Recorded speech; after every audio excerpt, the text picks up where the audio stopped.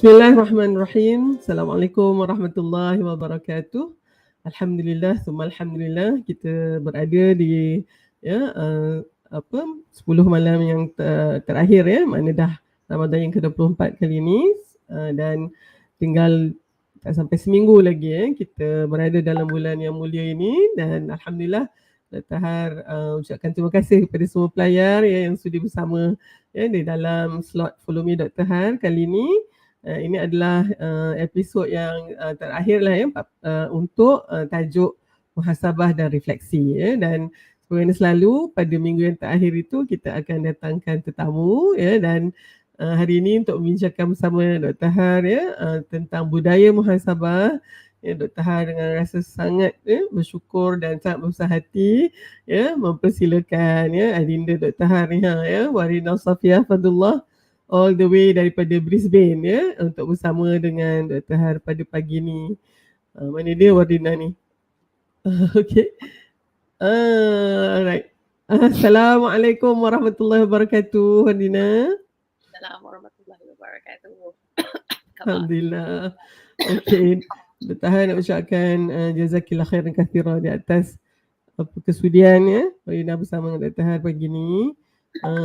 Dan dengarnya Dr. Har dikhabarkan Wardina pun baru baik daripada diuji dengan COVID-19 dan tengah ada batuk lagi tu kan. Migraine sekali Dr. Har campur dia. Lelah sikit. Semualah datang dengan bulan puasa ni pula lagi. So insyaAllah Dr. Har appreciate sangat dan Dr. Har yakin ramai juga antara kita di Malaysia ni yang rindu nak tanya khabar Wardina dan mungkin ni kira macam pertemuan sebelum raya lah juga kan, dia nak tengok Wardina dengan family okey ke tak so anak-anak semua okey Wardina, Ikhwan juga sihat semua dah kena COVID tapi saya lah teruk sekali alhamdulillah everything else alhamdulillah anak-anak baik, sihat, doing very well.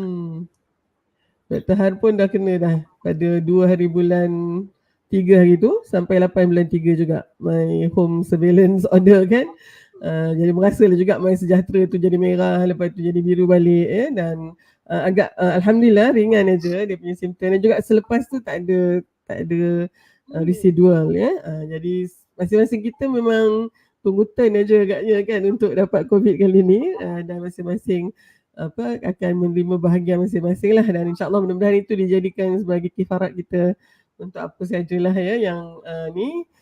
So we can tell our anak-anak juga lu nanti I'm a survivor of COVID-19 kan Okay. So Wardina, hari ni sebelumlah kita nak cakap tentang budaya muhasabah ni, Dr. Har agaknya dah sebulan ni lah cakap tentang apa dia muhasabah apa dia refleksi and we are confining this muhasabah ni lebih kepada muhasabah diri. So it's a self-reflection. Of course orang tu muhasabah aja kita alhamdulillah tapi itu Dr. Har akan tackle dalam episod yang lain mengenai maklum balas, feedback is actually muhasabah orang kepada kita jadi untuk hari ni lebih kepada muhasabah diri. Hari sebelum tu itulah Dr. Har rasa sangat berbesar hati untuk bagi peluang Wardina untuk update kita especially in terms of Dr. Har rasa sekarang ni Wardina dah habis dah your degree in psychology. So sekarang ni ambil masters lagi. I will be working insyaAllah Dr. Har. I got a job as a psychologist. I start in 2 months. Masya Allah. Baru dapat berita.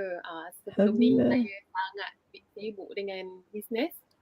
Jaga anak-anak sampai kejaya tu terberhenti seketika. Okay. Alhamdulillah.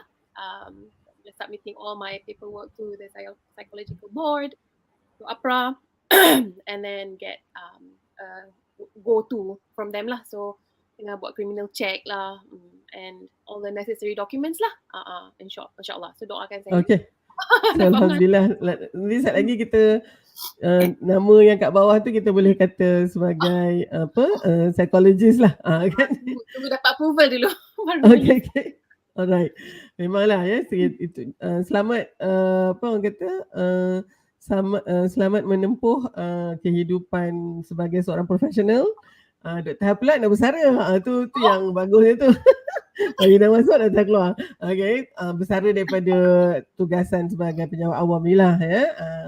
On my 56th birthday insyaAllah Wardina, on the 1st of June, tak sampai sebulan lebih lagi ni. I'm counting my days dan rasa bahawa bahawa ni dah mula rasa ringan when you actually have to work not just for other people. Sekarang ni maknanya I can do what I prioritize kan. Itulah. Okay, so untuk masuk gelanggang kita bercakap tentang budaya muhasabah ni, sebelum tu Wardina nak tahan lalukan semua ya. Terima kasih kerana kata sudi meluangkan masa. Actually masa yang orang spend nak dengar something online ni sebenarnya sangat mahal. So terima kasih sangat ya kerana hadir sama ya. Dan untuk kalau ada soalan kan, kita memang akan melayani melalui WhatsApp ya, Wardina. Nanti kalau kita tu soalan tu hantar ke WhatsApp ni dan kita akan dimaklumkan oleh technical team lah ya. Okay, so kita masuk gelanggang ni dalam konteks psikologi dan juga sosiologi lah kan, Wardina. Apakah sebenarnya peranan muhasabah diri atau self reflection ni? How important it is. Okay, basically agaknya kalau lah Dr. Har jawab sebagai seorang bukan ahli psikologi ni, I think it's actually the core of psychology. That is, you have to start off by having some kind of realistic assessment on yourself kan. Maknanya muhasabah diri tu kan. So mungkin Wardina boleh start dengan itulah. Silakan. Okay, Bismillahirrahmanirrahim. Terima kasih juga pada Dr. Har dan tim untuk kerana menjemput saya. Alhamdulillah, memang dah lama dah Dr. Har tak bercakap, tak berbual, tak sekali-sekali pun buatlah live dekat IG, tapi itu pun jarang sangat. Ni pun IG dah tutup sepenuh bulan Ramadan ni. Okey Dr. Har, kita cakap bercampur-campur bahasa boleh Dr. Har? Sebab saya no problem. my first language is both, it's English and Malay.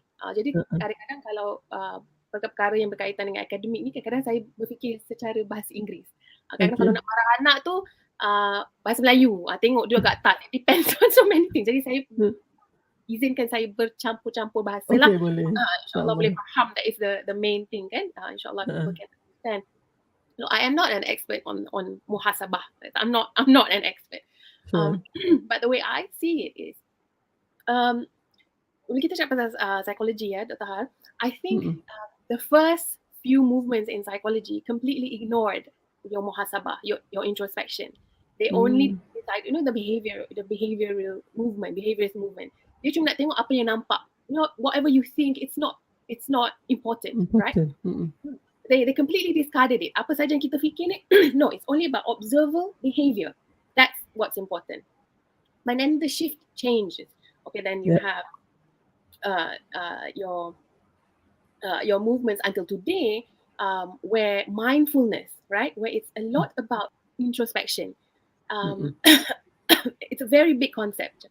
Saya ni memang sangat menggemari mindfulness. In fact, mindfulness dicampur dengan cognitive behavior therapy has been proven to actually help a lot of sufferers from a variety of mental health issues, right?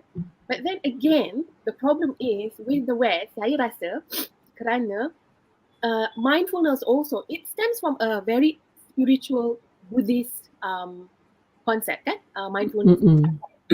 Tapi orang putih ni pun, orang yang tak ada agama ni pun, they try to strip away the spirituality component of mindfulness. Yes, everything is very worldly. Kalau boleh, God tak nak. But to me, the most important thing is in our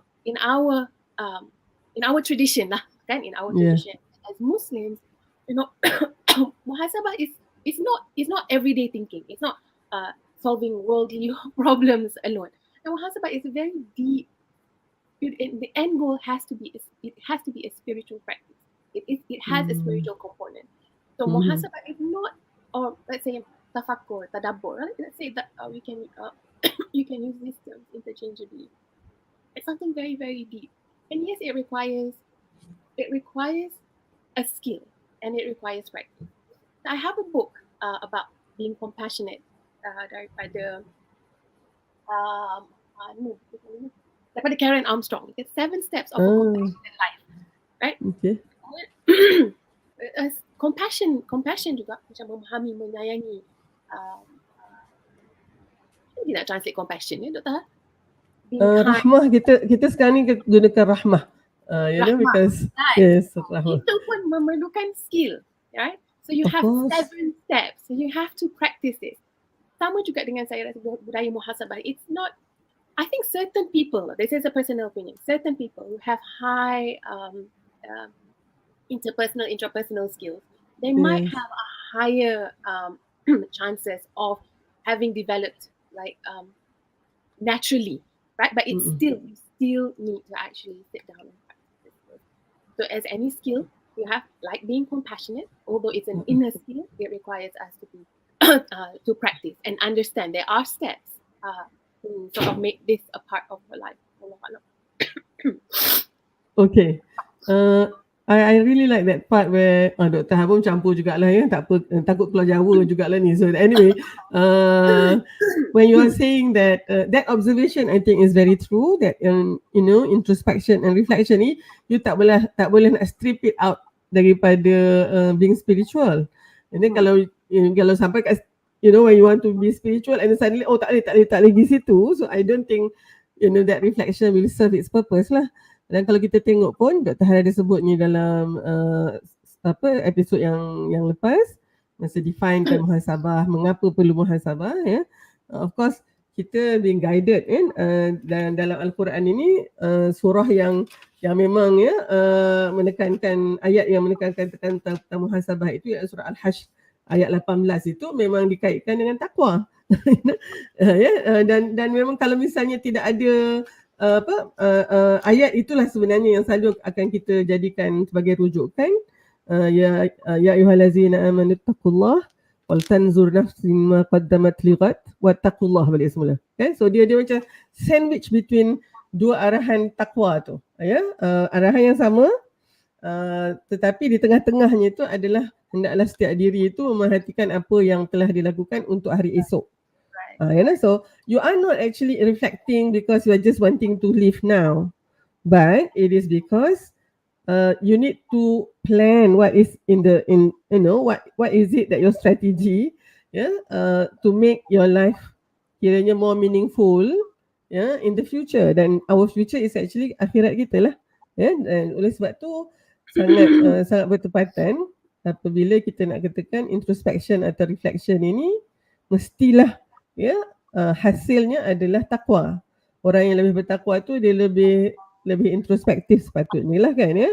Dan oleh sebab tu tadi bila Wardina kata it is not something natural sebenarnya, you have to train yourself. So tu sebenarnya soalan doktor yang kedua kan, is it actually innate ataupun secara fitrah you have it in your DNA, or you need to train yourself to do that? So maybe you take it from there pula, Wardina. I believe, I don't know, I don't have any studies to support me, but I believe it is a trained skill, like any other skill. Yeah. Like I said, compassion. You need to train. So ataupun macam bersedekah saya rasa. Kalau kita, you need to train yourself, like understand the reason behind it, and the more you do it, the better you get at giving, right? Right. At being more compassionate and I guess developing this skill. I'm not the best in developing this. Yeah, I know. I mean, none of us are the best in this actually, Wardina. So kita ni macam sama-sama. Macam lah saya ni pandai sangat, tak ada. Macam tu. Dr. Har memang tak panggil the expert in the area. I think kita memang nak berbincang sebagai the practitioner rather than the expert. Okay, so kita masih lagi belajar, sama-sama belajar, and we actually try to identify the difficulty and challenges yang kita hadapi lah, in trying to practice this in our life. Jadinya kalau misalnya sama juga dengan muhasabah ni agaknya, it is like a muscle jugalah. Kalau you tak practice muhasabah, you will not develop. In fact agaknya macam tadi Wardina bagi contoh sedekah kan. On the contrary, kita sebenarnya sangat locate and possessive terhadap belonging kita. So sangat susah nak sedekah sebenarnya. But you need to train yourself supaya you boleh sedekah, and then mula mungkin RM1 dulu, lepas tu naik sikit ke. But you have to train yourself. Sebab yes. Nak cakap sikit Dr. Har, I think also sure. Because, kita cakap pasal sedekah or any skill, right? Once you see the result, that feedback, that you have, and you I help this person. Lepas sedekah tiba-tiba Allah bagi rezeki lebih. That will encourage you to give more sedekah. Similarly, you're doing deep contemplation, kita muhasabah, and then you get the good benefits of muhasabah. You're more likely to do it again, right? Okay. That is natural occurrences, right? That would help you more. That's why you have to take the first step to do it, right? My point is that macam ni agaknya, rather than macam tadi, sedekah tu kita kena lihat latih sebab naturally secara fitrah by default kita very possessive, you know. Tapi kalau misalnya, and the one yang nak memecahkan perangai kedekut dan kebakhilan kita tu adalah sedekah. Sama juga muhasabah agaknya ya. Kalau secara by default and fitrahnya kita ni suka muhasabah orang. Kita lagi suka, you know, nak tengok orang punya kesilapan rather than going inside. You just go externally, lagi senang kan. Tetapi nak counter tu adalah dengan muhasabah diri kita dulu. So we need to, you know, dengan tu Dr. Han nampak macam bila kita banyak muhasabah diri, muhasabah kat orang tu kita kurangkan. You know, and then finally we have, you know, we are more, you know, we are actually busier or occupying ourselves more of muhasabah untuk reflect kat diri kita. Dan taklah sibuk sangat nak reflect orang lain. Begitulah. So itu mungkin, dan that as you say is going to have impact yang definitely hati yang lebih tenang. Sebab satu lagi, I remember lah my teacher kata reflection needs a very calm surface kan. Macam lah juga kalau kita nak reflect dekat atas permukaan air, you wouldn't be able to see your reflection kalau banyak ripples kat situ tu. So you need to have, that's why it is related to meditation.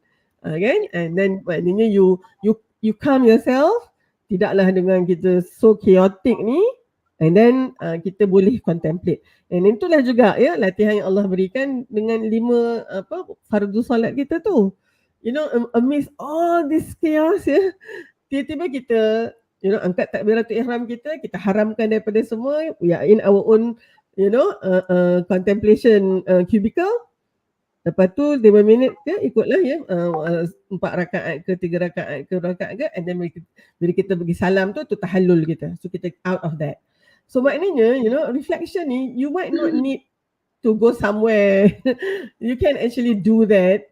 You know, itu yang so patutnya Muslim are very good at it because kita ada practice ya 5 kali dalam sehari. Tapi itulah dia, bila khusyuk tu tak ada, jadi dia tidak menjadi, you know, it does not serve its purpose untuk mencegah daripada keji kemungkaran kita ya, ataupun berlaku perkara yang keji. So even the solat, tapi mungkin tidak masih menghalang kita lah. You have anything to input for that? Satu saya nak share, saya rasa kenapa solat kita jadi just rutin bangun duduk sujud secara fizikal sahaja adalah kerana mungkin salah satunya kita diajar secara kita ajar kat sekolah agama dulu, okay ni bacaan dia, kita buat macam ni. So the inner dimensions of solat mungkin tidak diajar dan memang sukar diajar Dr. Har. Saya ingat baru-baru ni waktu saya buat satu live IG saya cakap dekat follower tu lah. Dia cakap, Kak Rina ni tak faham kenapa orang tak solat ni. Solat ni kita take a break from just this crazy world. This world is so crazy. It's full of so many things that are miserable and depressing. Banyak sangat masalah. It's sometimes it's really bad. And you take a break from everything and leave everything. Lepas tu, saya 2-3 followers saya cakap, Kak Rina terima kasih. Because of that, I actually pray. It's understand. I guess it's shifting the perspective of trying to understand why kenapa. Yeah, betul lah. It's not hard. Just how. It's not just bangun atas. Kita rasa done, get it done with, over and done with. It's something you actually really need.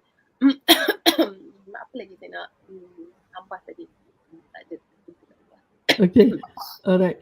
So Dr. Han nak lalukan juga soalan ya, kalau ni boleh hantar ke WhatsApp tu ya, dan buat masa ni belum ada lagi, so kita teruskan dulu Dina. Jadi kalau kita lihat tadi tu, satu of course kita perlukan latihan dan sebenarnya Allah dah mendidik kita untuk membudayakan muhasabah ini dengan fardu solat kita yang 5 tu, boleh lagi ditambah dengan ya, dalam bulan Ramadan ni lagilah dengan tarawih semua tu, dia sepatutnya menjadi kerehatan kita. Itu sebabnya Rasulullah SAW bila ya nak rehat itu dalam solat kan. Kita pun pelik juga kan macam mana solat itu boleh dijadi satu kerehatan. Ianya adalah kerana itulah dia, it serve that purpose to sort of calm you down ya, dan seterusnya kita boleh think straight lah ya, di dalam dunia kita yang sangat, orang kata sangat kelengkabut hari ni kan ya Wardina. So mungkin kalau kita pergi pula kepada your own experience ya, sometimes bila kita lihat juga ya dalam macam mana agaknya proses pembudayaan muhasabah ni. I'm sure macam kita semua yang lain juga kan, Una, dulu sebelum tu tidaklah rasa muhasabah tu penting, but then suddenly you become more and more introspective. So actually agaknya boleh tak mungkin ya Wardina share when was the turning point contohnya, and then ada tak perbezaan ketara lah yang dialami sebelum dan selepas budaya tu muhasabah tu dibudayakan dalam hidup? Okay. Saya rasa lah kan Dr. Har, bagi setiap manusia bila ada sesuatu yang hit them hard, ada sesuatu event ataupun ada sesuatu keadaan yang membuatkan mereka terduduk, termenung, sakit dia tu, sakit semua tu, itulah bila it will hit a turning point to any human being, I think.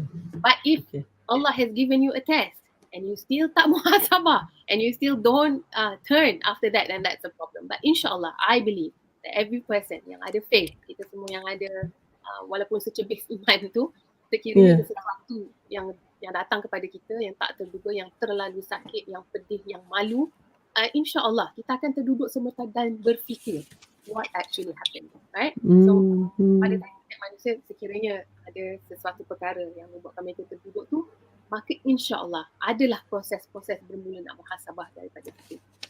Tapi Dr. Har, saya juga rasa sebab saya dah sebut tadi ya, kalau Dr. Howard Gardner tu kan dia kata there's different types of intelligence, right? So ada people have intelligence in interpersonal skills is skills dengan orang lain, tapi juga intrapersonal skills. That is also one of the intelligence from Dr. Howard Gardner, right? Lain daripada beberapa. Even spirituality is now considered a type of intelligence, right? So intrapersonal skills is awareness of your own internal self and your own internal dialogue, and that is a skill and a type of intelligence as well, Dr. Har. So saya percaya ada setengah orang yang mempunyai skill intrapersonal ini yang lebih daripada orang lain. Saya merasakan bahawa I am a person who actually have a higher, maybe I realize that is one of my skills, intrapersonal. Alright. As interpersonal skills. So it took me quite a long while to actually discover that skill. Saya tak tahu what is my type of intelligence, right? Sebab saya dulu sekolah matematik tak pandai sangat, so saya macam numerical skills tak berapa pandai. So I realized sooner, okay, this is my skill. Terus pada saya memang lebih mudah untuk bermuhasabah. It's something I enjoy doing. It's actually something I like doing, and you're good at. I think I am. Alhamdulillah. I think I am good. I do that a lot, and I think it is a very valuable skill. But I do believe, like any other skill, you can develop this skill. So how I speak to my children about it.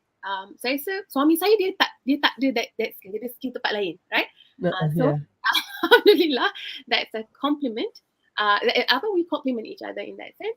Kemudian bagaimana saya lebih mudah untuk saya mengajar anak-anak saya, because I can speak from the heart. So when I speak from the heart to my children in a more deep and meaningful way, they understand. Like saya rasa untuk mengajar skill ni kepada anak-anak saya lah. Saya tak ajar skill ni kepada orang lain, right? So I speak from the heart. That's how I do it with my family. And on another note, Dr. Har, saya rasa ni ada a few. There's a book that I really like. It's called Contemplation by Dr. Malik Badri. So the book kata, okay, ada beberapa syarat lah yang levels of contemplation muhasabah ni. So pertama adalah nak bermuhasabah ni, dia kata ada kemengena dengan personality of the believer and the ability to concentrate without becoming tired or bored quickly.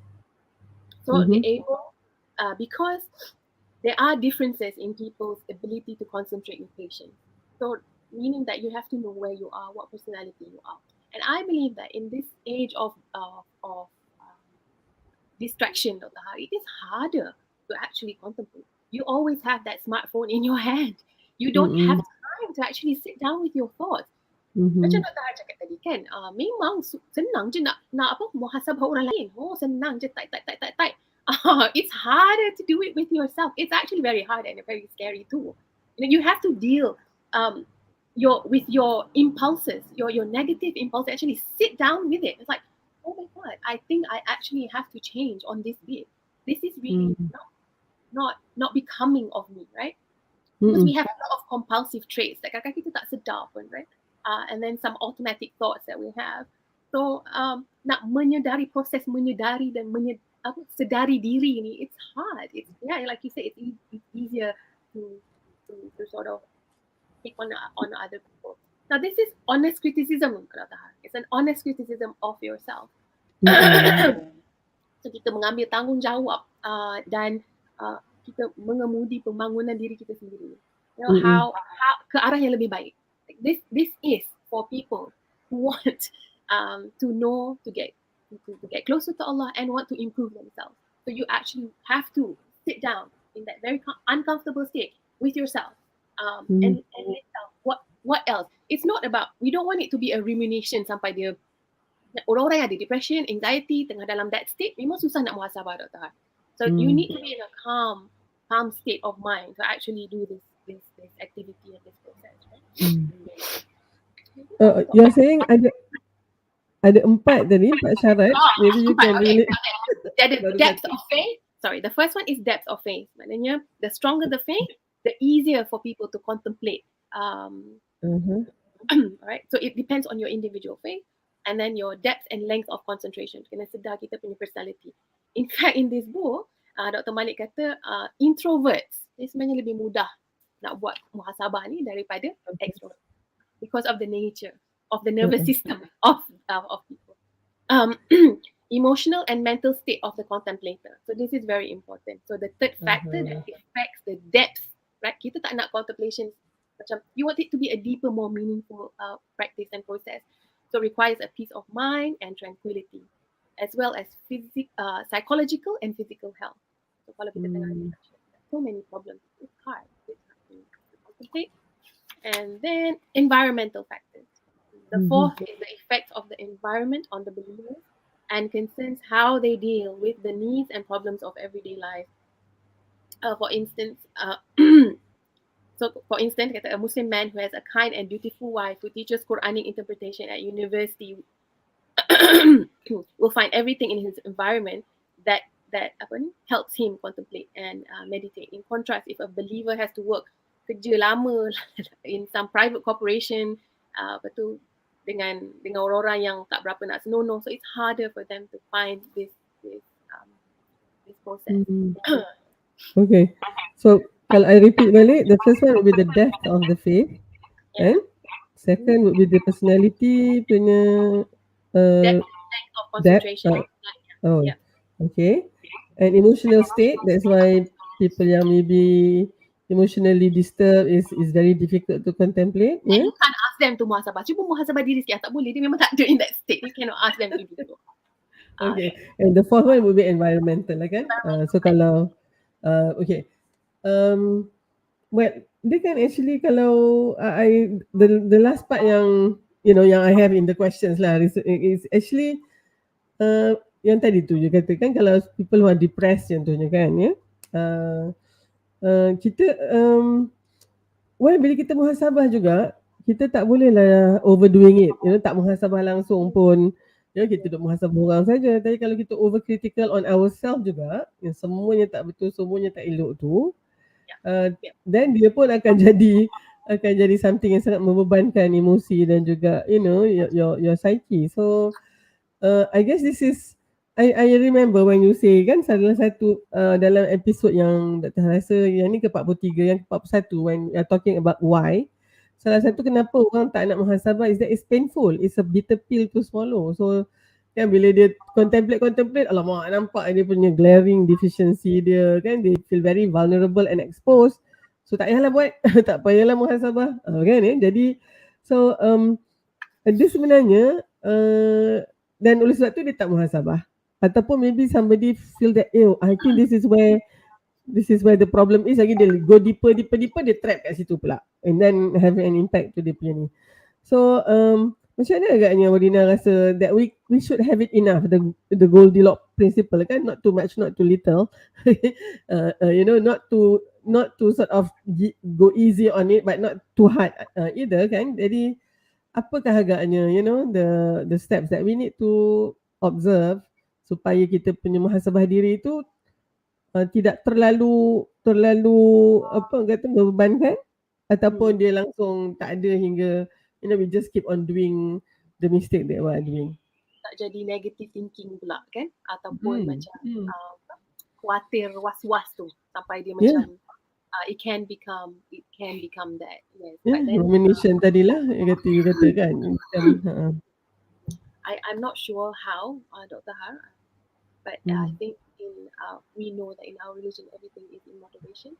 So but that also requires self-awareness and skills.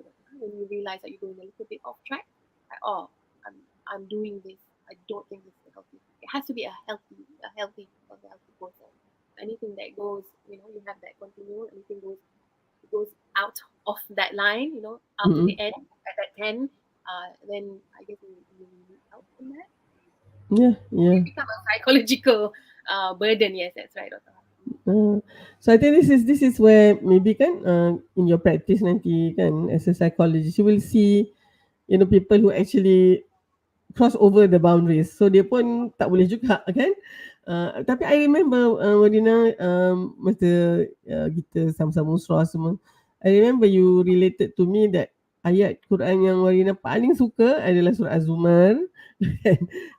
Ingat lagi ayat 53 kan, yang yang mana bila kita, of course, bila dah contemplate semua ni, kita nampak kita punya mistake semua, Allah kata jangan putus asa daripada rahmat dia tu. So I think this one kalau surah Az-Zumar ayat 53, insyaAllah. Auzubillahi minasyaitanirrajim. Qul ya ibadiyalladzina asrafu ala anfusihim la taqnatu min rahmatillah. Rahmat tadi kan, inna Allaha yaghfiru dzunuba jami'an innahu huwal ghafurur rahim. So I remember Dr. actually pegang Quran yang kita pergi masa kalau sama-sama musrah itu kan. So I make a circle, I kata Wardina's favourite dekat situ ayat ni. A lot of favorites. Katakanlah, wahai hamba-Ku yang melampaui batas terhadap dirinya sendiri, jangan kamu putus asa dari rahmat Allah. Sungguhnya Allah mengampuni dosa semuanya, sungguh Dialah yang Maha Pengampun lagi Maha Penyayang. Maybe orang yang bila dia nampak dia punya mistake dan menginsafinya, itu sebabnya dia kena ada taubat nasuha, dan daripada situ juga pengharapan kepada keampunan Allah kan. Dan Allah katakan pula dalam surah Az-Zumar ayat 23 ni menjadi satu ubat lah, yang mana macam mana pun ni Allah akan ampunkan. Sebab Allah itu Maha Pengampun, Maha Penyayang, dan rahmah Allah tu sangat luas. So I think this is actually, bila muhasabah tu becoming very critical, kalau kita tak masukkan sekali dengan harapan-harapan kepada keampunan Allah, itu dia menjadi something yang macam itulah, yang sangat membebankan. And then because of that, maybe ramai orang tak nak muhasabah langsung. It's easier to muhasabah orang lain lagi.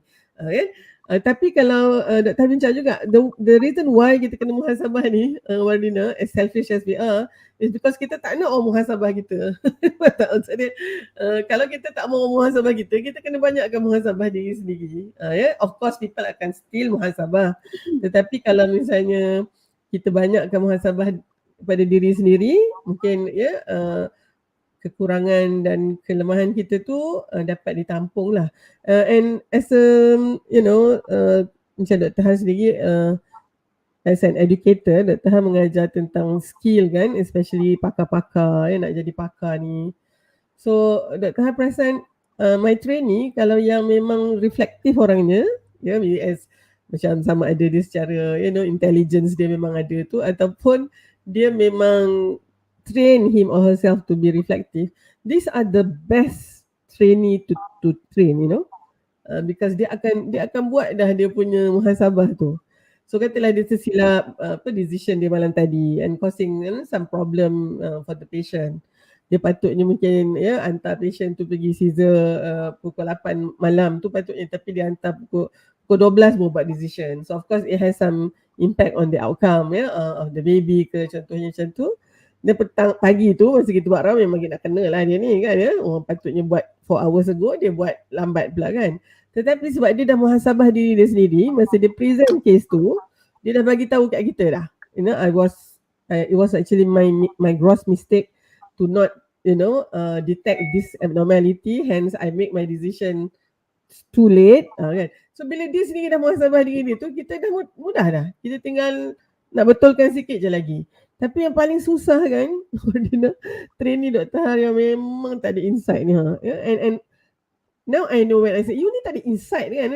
Rupanya sebab dia tak muhasabah diri dia. And then bila kita muhasabah dia, ya ke? No, I don't do that. And then next time dia buat lagi. Kan? So that is actually, to me lah, in my line of duty, I always sort of emphasize to my trainee, the more reflective you are, and you can actually macam tengok sendiri your mistake and plan and strategize how you should not be doing it anymore, and then in the future if you meet the same problem, it's actually the most important part of this education. Tu pandangan Dr. Har lah. So you have any input in that, Wardina? I think saya tengok macam anak saya dua orang, Amna Azra tu, they quite reflective. But also we have reflective exercises lepas solat tu sebenarnya Dr. Har. Macam bulan puasa ni kan, sebab saya suka reflektif, takkan saya nak reflektif seorang-seorang kan. So saya ajarlah anak-anak. So dengan what do you think? Kalau you pergi, macam kita pergi tarawih kan. So baru semalam kita orang buat reflection on how do you feel when you go to the mosque and you see all these community, isn't it beautiful? So kita suruh muhasabah and refleksi diri macam mana orang hidup tak ada agama dan mana orang hidup beragama, and how beautiful it is that we have this faith. So there are many instances bila ada macam teachable moments tu, lepas kita duduk, kita muhasabah lah sama-sama, kita reflektif, kita share which other things. I think that's a good process as well. Macam Dr. Har katakan, saya rasa kalau kita tak muhasabah, at one point of your life, orang lain, you are forced to muhasabah, right? Something will happen in your life that you are forced to. So before you being forced to muhasabah dalam keadaan yang mungkin agak menyedihkan atau mengerikan, insyaAllah it is a practice and it makes you become a better person too, Dr. Har, ya. I think as psychologists, right, as people who are always working with other people, it is a core component for us as psychologists. Right? We are trained to actually do so many reflective writings and processes about how we think, what our client thinks, right? So that is I think that is trained and also easy for me to do, alhamdulillah, because I think it was a skill I already acquired. So with the training, it helps me. Saya rasa juga Dr. Har, kadang-kadang ada orang dia memang tak mahu. Dia tak tahu dan dia tak mahu. Okay. They just don't even know. I don't even know. They have never tried, never started. So I guess I don't know how you. I don't know. Okay. It's sad, and I don't know how you tackle this. Okay, so that distraction, Dr. Har, that distraction of being always online every single time. You don't see people actually just sitting with themselves anymore. I think that's a big problem too in today's environment. Betul. That is the big challenge lah in this. They call it VUCA kan, sekarang ni VUCA world kan, ya. So volatile, sangat mudah meruap, now you see it, now you don't. So the U is actually stands for uncertainty. Nothing is certain anymore kan. Especially after the pandemic semua ni, you tend to be so certain of what you want to plan macam tu, and then suddenly kalau with this pandemic anything can happen. C is actually complex. Things are so complex these days. The whole change of event, satu tak jadi, yang lain jam, macam tu. And you perasan juga kalau misalnya yang ini silap, yang lain pun terkait sama. And A is ambiguity. It's so ambiguous these days. And I think untuk reflection ni you need to have macam a benchmark ataupun kiranya ada foundation lah untuk you compare. Yang ini yang selalu I rasa anak-anak kita are going to have a lot of difficulty because dia punya value tu is ambiguous. Is it right or is it wrong? Dia tak black and white. Tapi sebenarnya dalam dunia ni kalau kita tengok, dia kena ada juga some yardstick lah kan, yang dia kena pakai, bukannya jadi so flexible kan. Semuanya boleh macam tu kan. Jadi itu sebenarnya challenge kita, Wardina, untuk ajar anak-anak kita ni. And I think what you did dengan Azra, dengan anak-anak Amna semua tu, tentang reflecting about I was thinking you nak reflect on something else, tapi suddenly you kata the beauty about having belong to a faith and a religion, that is actually everybody is actually included into it. So I nampak pula kat sini, you kan sebenarnya tadi tu your question is macam mana ada orang memang tak tahu nak muhasabah. Yang ni Dr. had touch in the last series, bagaimana nak muhasabah tu. Dia memang kena ada skill dia. First, of course dia kena decide apa event yang dia nak muhasabah ni, dan apa yang dia nak at the end of that muhasabah. So macam tadi Wardina ni, thank you for giving me that example. Senang sikit nak bagi. So apa yang you nak muhasabahkan is actually supaya anak-anak you appreciate the beauty of having belong to a faith that is so inclusive. So kat masjid tu nampak semua orang kan, tak kira what colour apa semua kan. So itu tapi kalau katalah I nak buat yang tu juga, maksud dia macam katalah Rasulullah SAW kata woman kan, dia punya tempat mihrab dia yang paling baik tu adalah dalam bilik dia. Contoh dia lah kan. So let's muhasabah.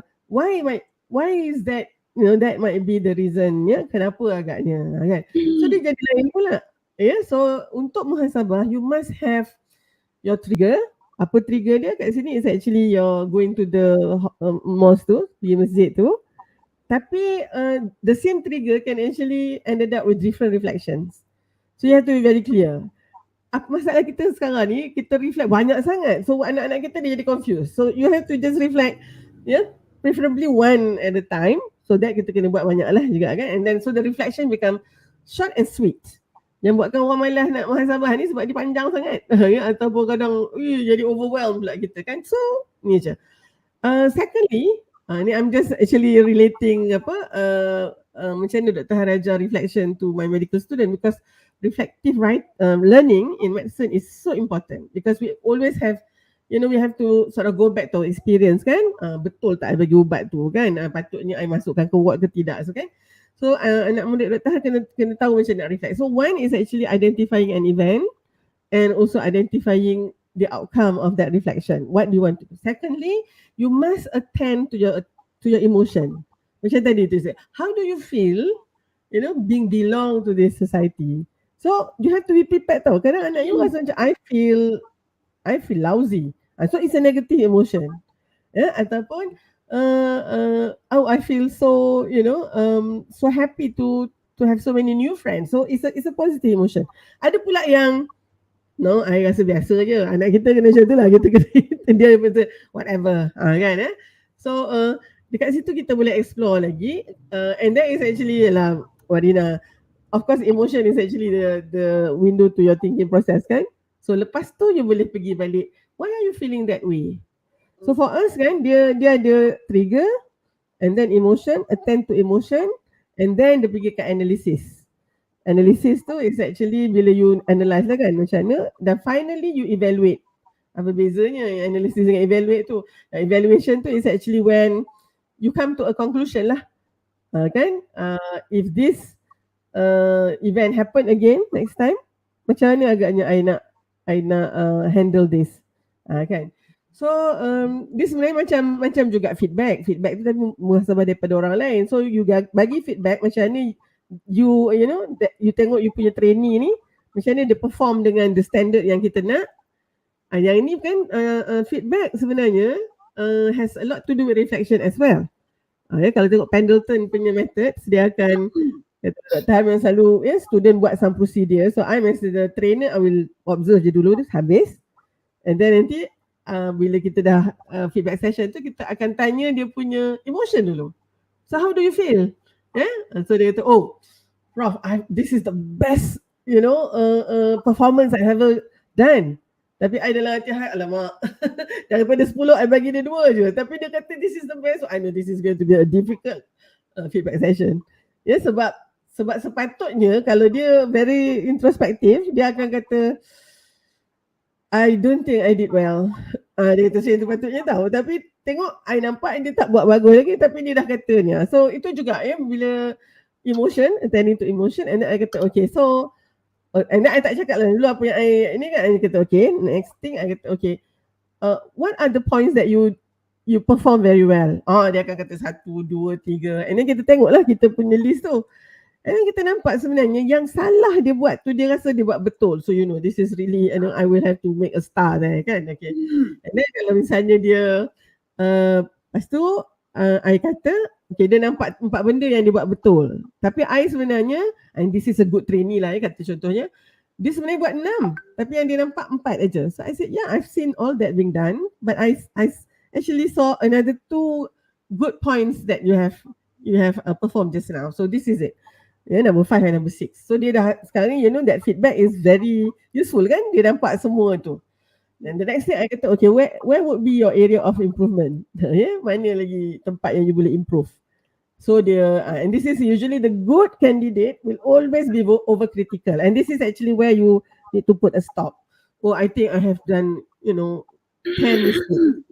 Saya nampak 2 je. Tapi bila dia cakap tu, you tahu dia sebenarnya overcritical. Memang selalu macam itulah. Good candidate, good trainee will always be overcritical of themselves. Tapi yang not so good tu is they lack insight, and of course yang ni nanti dia kata I have done no mistake. Dia kata padahal I nampak ada 5 mistake kat situ. Okay, so this is actually the most effective way of doing feedback sebenarnya. And then masa evaluation tu tadi kita kata okay, what's the feed forward? What's next macam tu. So muhasabah pun dia kena ada macam tu. So what's next? Jadi I hope that answer your question lah. Ada soalan juga ni kata how to teach or ajak my parents to have self-reflection. Okay, when it comes to your parents, tadi Wardina ajar anak lagi muda lah. Tapi nak ajak parents mungkin susah sikit. Tapi I think mungkin begini saja. Dr. punya input lah, nanti Wardina tak tahu macam ni Wardina input tentang soalan ni. Tapi I said when we are more reflective, kan, kita akan berubah lah menjadi orang yang lebih baik lah mudah-mudahannya. And then sebenarnya semua orang your parents ke, your spouse, pasangan ke, your workmates ke, semua they will actually start to acknowledge that changes. Dan dekat situ mungkin yang penting kan pada saya lah pada Dr. Har, once orang bertanyakan you, minta nasihat, minta pandangan, this is actually a very good opportunity to macam secara halus mengajak orang untuk reflect diri dia sendiri. Tapi kalau dia tak minta tu dulu, kita terus pergi kat dia untuk kata you ni kan kurang reflektif tau, you patut buat macam ni, I don't think it's going to be effective. Self-reflection ni pada pandangan Dr. Har lah I do not know whether you agree tidak Wardina. It is more kata doable if you start to see the importance of it and you nak buat. You kena ada keinginan dan kehendak untuk reflect. Kalau orang paksa you reflect ke, atau you sebenarnya tak convince sangat ke, I think it wouldn't be satu yang istiqamah. Dan okay, self-reflection dia kena istiqamah. Tu yang dalam episod yang lepas Dr. Har kata bagaimana istiqamah dalam muhasabah. Muhasabah dia tak boleh touch and go, hit and run saja. Sekali-sekali je tak boleh. Dia kena konsisten macam tu, baru dia ada effect dia. Wardina, you want to input? InsyaAllah kita ada 8 minit lagi. Okay. I think once we realize kebaikan-kebaikan muhasabah, when kita sedar, it's actually very healthy for us, right?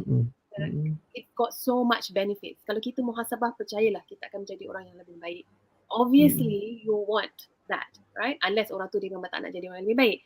So muhasabah is good for us.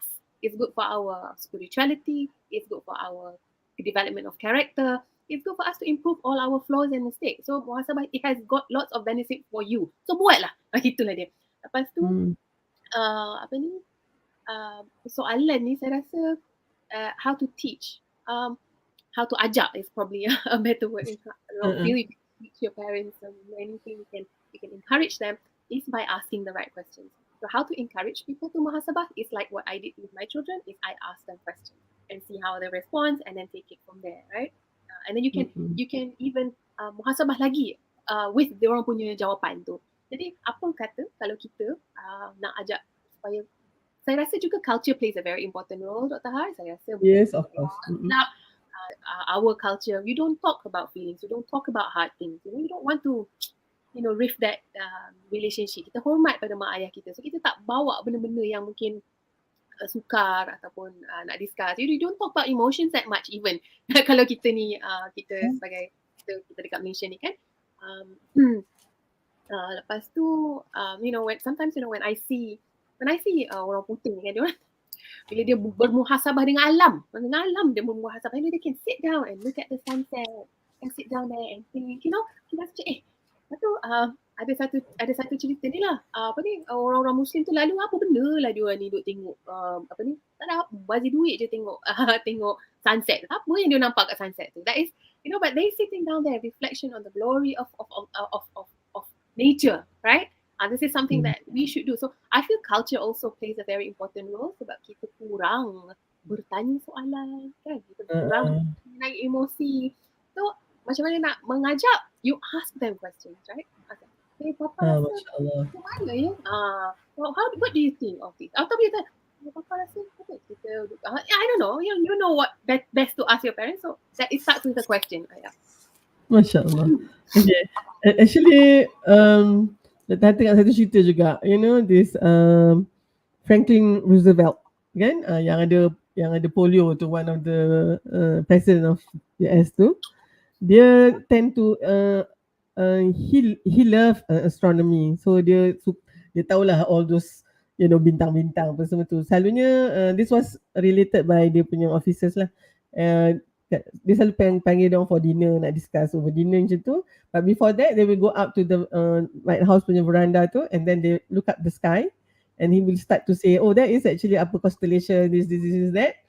Lepas tu dia diam, tu dia kata, now that we know that how small we are, let's go in and discuss. Dan maknanya dia to me that's very deep lah. Maknanya sebelum dia nak discuss, yelah kan, US punya president and all the things that apa will affect the world in a way. But he started off by reminding himself how small he is. Jadinya benda tu akan of course bila you decide something with that background, dia lain dengan bila you decide something dengan you rasa you are the biggest the president of the biggest state in the world. So benda-benda tu juga pada pandangan Dr. Har, macam yang Wardina cakap tu lah, they contemplate. Dan dalam konteks ni Quran actually kan penuh dengan muhasabah yang begitu. Bila Wardina cakap tu, Dr. Har ingat surah An-Naml ayat 60 sampai 64 agaknya kan. Ni masa Ramadan ni kita mentadabbur tu penuh. Dia Allah yang ni kat juz 20 tu kan, Allah akan tanyakan dengan soalan semuanya dengan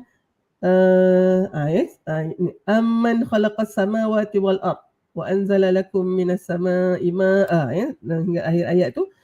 Bukankah dia Allah yang menciptakan langit dan bumi? Itu ayat yang 60. Ayat yang 60 itu, bukankah dia Allah yang telah menjadikan bumi sebagai tempat berdiam? 62, bukankah dia Allah yang memperkenankan doa orang dalam kesulitan? 63, bukankah dia Allah yang memberi petunjuk kepada kamu?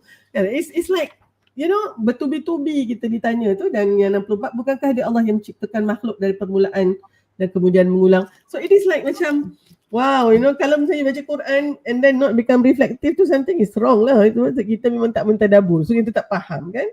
Okay, Wardina actually ada soalan yang kata, apakah budaya muhasabah affected by our surrounding and of our personal characteristic? You have answered that, Alhamdulillah, dengan apa yang dinyatakan 4 syarat yang dinyatakan oleh almarhum Prof. Dr. Abdul Malik Badri tentang 4 syarat tadi. Mungkin Dr. sebutkan sekali lagi. The depth of iman seorang itu, keduanya adalah dia punya depth of personality dia. Yang dalam konteks tu introverts basically has more advantage lah ya. Kita tengok introvert senyum aja kan, kita ni dah kena kabut macam nak rak, dia senyum aja dan dia contemplate. Alhamdulillah. Itu satu yang Dr. Har belajar daripada my introverted friends. I think they are having an advantage. Sebab dia selalu fikir dulu baru dia cakap. Yang orang macam kita ni cakap dulu baru fikir kan. So itu. Yang ketiga adalah our punya emotional state. Dan of course yang keempat tu environment. Yang tadi ni lah Wardina kata, kalau kita dalam bi'ah yang suasana yang mana muhasabah itu memang dibudayakan, then we become very reflective sebenarnya. Tapi kalau misalnya kita memang terlalu sibuk ataupun memang tak suka muhasabah, especially kalau muhasabah diri, tapi kita suka muhasabah orang lain, especially now dalam digital teknologi yang kita ada, kita mungkin terlalu sibuk muhasabah orang lain, cancelling orang lain, ni cancel ya. Tapi diri sendiri pun kita lupa nak lihatnya. Itu satu yang ujian lah. Last ni soalan dia, Wardina, what is the limit of self-reflection? I think this is actually what we have discussed juga kan, yang kita katakan maksud dia the limit of our self-reflection tu tadi, how much shall we go, sebelum dia jadi satu yang sangat toxic juga lah untuk kita. Maybe you want to wrap up on that? I just believe that in everything there has to be a component of God in it. Ianya harus berdasarkan, dan your core turn back to has to be the Quran. Okay. When you do it yourself without spirituality or Allah or faith in nature, that is where I feel lots of problems happen.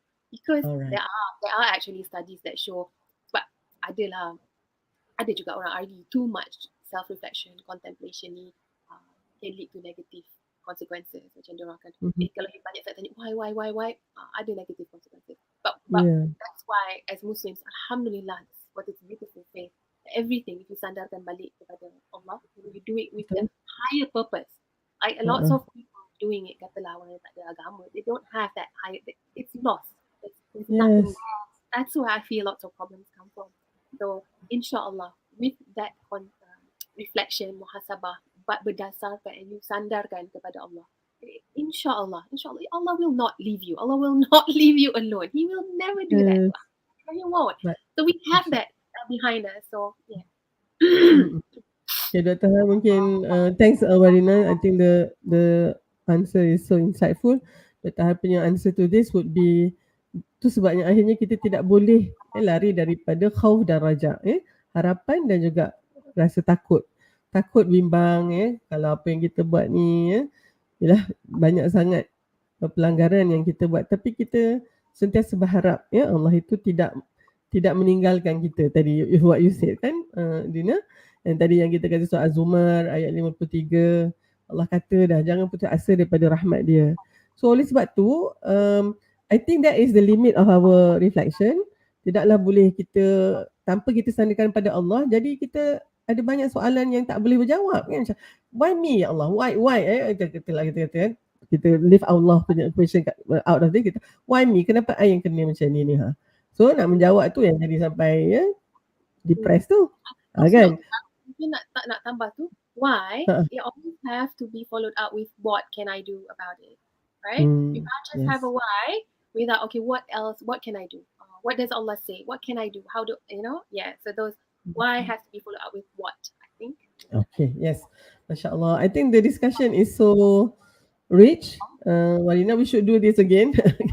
Dr. Har dengan Wardina ni memanglah kalau misalnya duduk sekali tu memang bolehlah berjam-jam tapi now I think we are limited by the time. Masya Allah, rasanya itu satu lagi teknologi punya kebaikan hari ini. This recording this session is going to be there dekat TV Ikram dan juga Akademi Dr. Har. We try to agaknya extract some of the point juga kan, Wardina, make it into small chunks so that it can easily be shared around. So Dr. Har, mungkin ada yang tanya kenapa komen disable lah. Ni satu sebenarnya sebagai penganjur semua ni, we have to think of all possibility. Uti Wardina memang ramai sangat orang rindu kat dia, sayang kat dia, tetapi ada jugalah yang mungkin kadang-kadang tu tak tahu kenapa inilah muhasabah dia tu terlalu sangat kadang tu. Jadi ikut time tu tahan dia kalau ada sesuatu yang biasalah netizen ni kan, perangai dia pun kena faham psikologi dia orang tu. Kalau ada isu-isu tu adalah yelah. But we cannot take that risk sebab satu lagi kita rasakan kita pun tak nak orang yang rajin sangat menulis tu hilang pula pahala Ramadan dia ni. So senangnya baik kita disable saja komen, ya, minta maaf. Tapi alhamdulillah soalan masih sampai juga. So minta mohon doa daripada semua ya dalam 6 hari lagi yang ada ini. Mari kita doakan mudah-mudahan Allah menjadikan kita insan yang lebih bijaksana dan matang dengan membudayakan muhasabah ini di dalam diri kita. Di samping itu juga Allah tambahkan juga perasaan penggantungan kita, harapan kita kepada Allah SWT.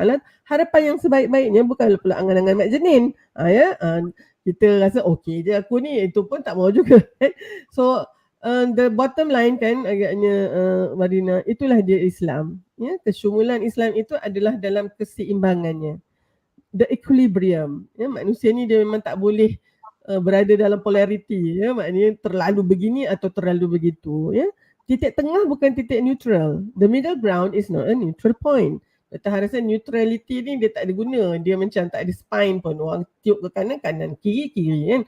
Tetapi untuk berada di dalam suasana yang seimbang, equilibrium, itulah sebenarnya keadaan yang menjanjikan ketenangan dan juga keamanan ataupun Islam itu sendiri, ya.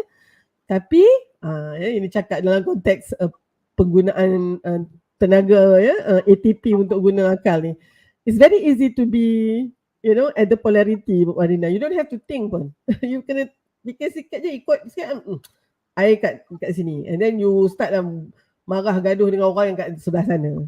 So it's either you are with me or you are with us. You are with me or you are with them gitu kan. Kita tak mau jadi macam tu. Mak Islam dia bukan people yang have very simplistic mind ni.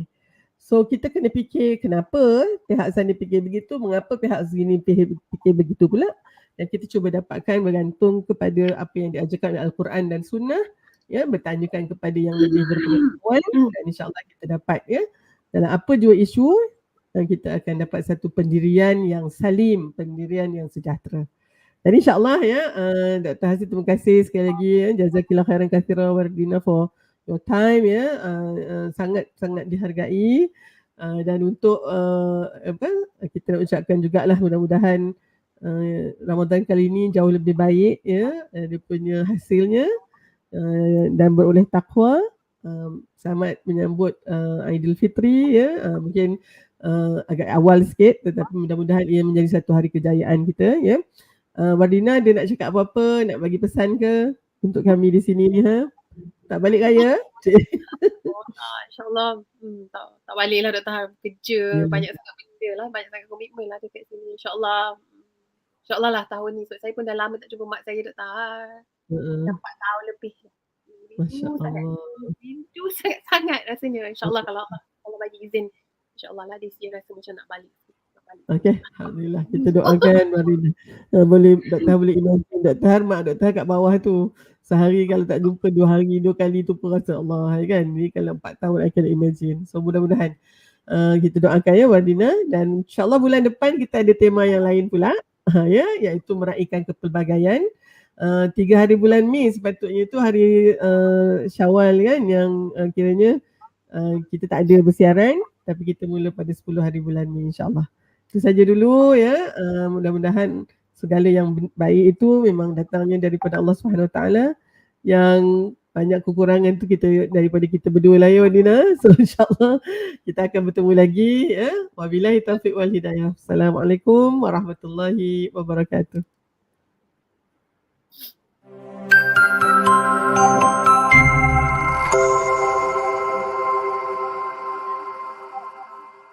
Bersama membina masyarakat rahmah TV